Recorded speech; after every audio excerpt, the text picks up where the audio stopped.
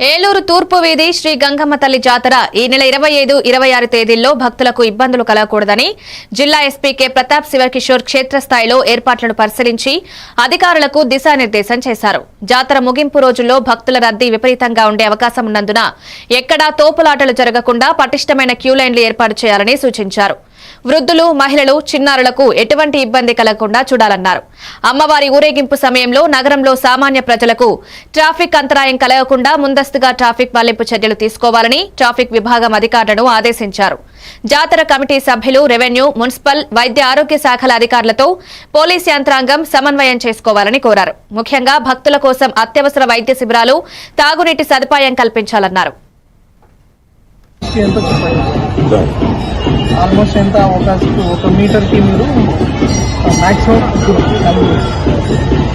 ఎన్ని మీటర్లు మీరు ఇంకా ఏ మార్గాల్లో బయటకు తీసుకోవాలనుకుంటున్నాము.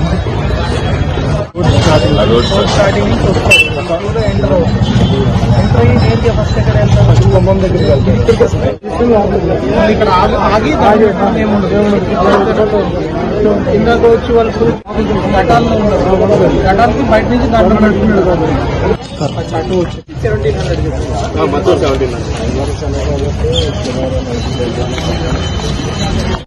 1700 పోర్షన్ ఇచ్చి వాళ్ళు ఎక్కడ ఎక్సర్సైజ్ ఎక్కడికక్కడ క్యూస్ కూడా డివైడ్ చేస్తారు.